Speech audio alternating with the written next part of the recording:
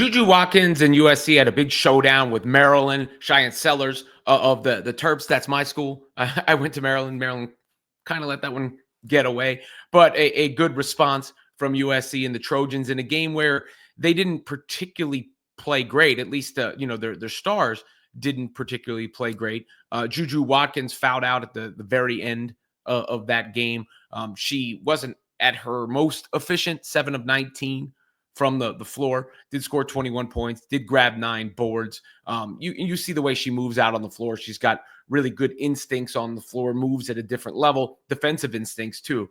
8 turnovers, though, for JuJu. In addition, Kiki Iriafen, 21 points, but also not at her most efficient. Nonetheless, good teams that are competing, win those sort of games. They power through that. They win the game.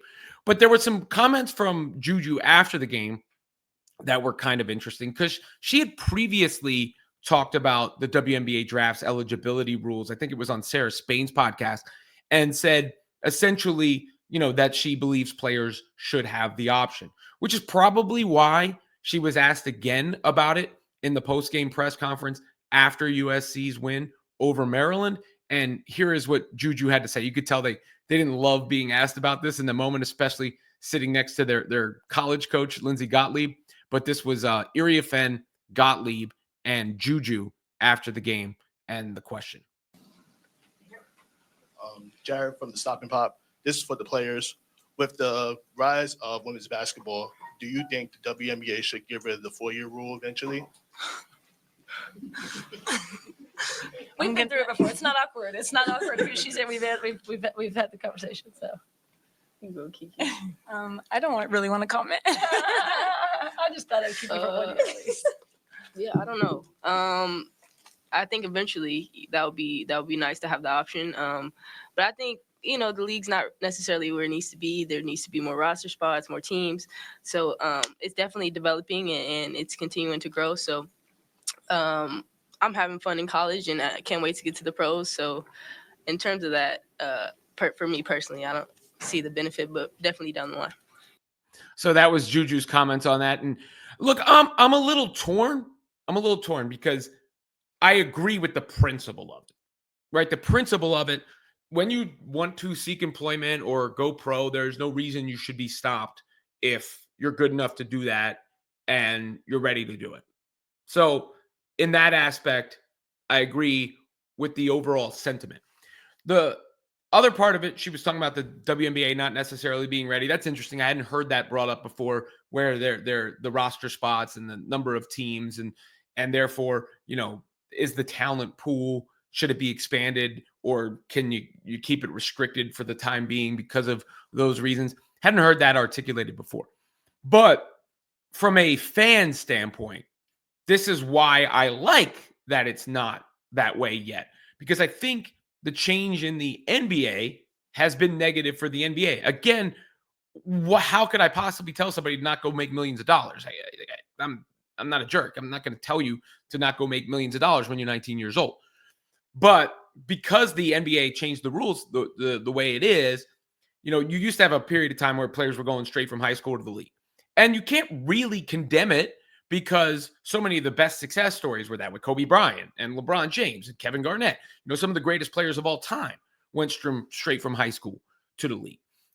However, what has been lost, and they did tweak it a little bit, so you might have to have a cup of coffee in college or play overseas or the G League or whatever it was, the development of I don't even know if that's still around.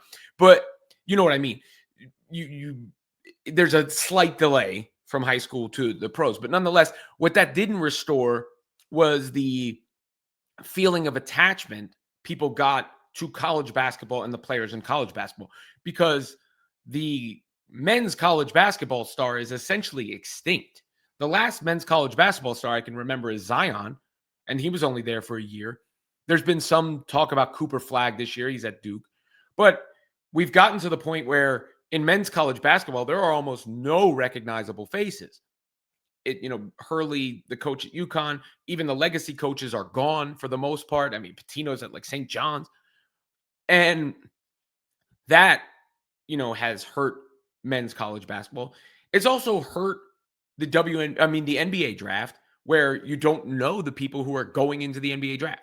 I mean, if you go watch last year's NBA draft, most fans have no idea who any of these people are because, they're playing such a short period of time in college, or they're obviously international prospects. And of course, like I said before, if you're an international prospect, why wouldn't you be able to come over and play as well? One of the benefits for the women's game is that people get to see these players and follow them and grow attached to them. That happened with Caitlin Clark at Iowa. She was there for a long time. And then people really cared about her. She goes into the WNBA.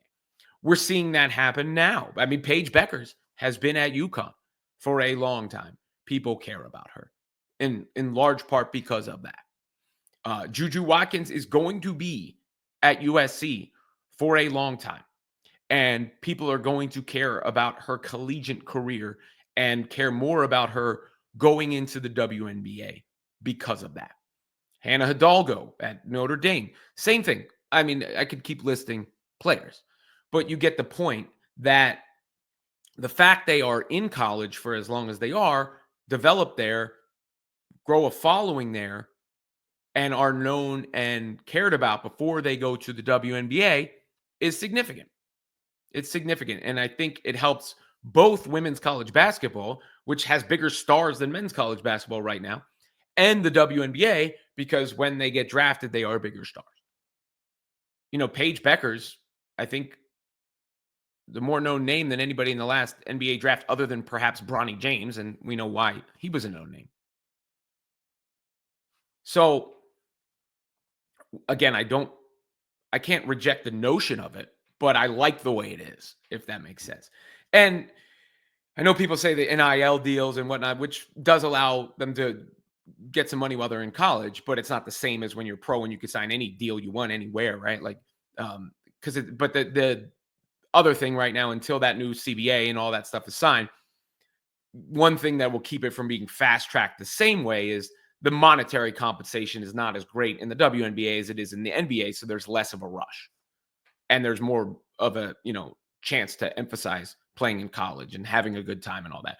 When you're in the, a possible NBA draft pick, you're like, I'm going to get rich. I want to make some money. And how could you tell anybody not to go become a multimillionaire?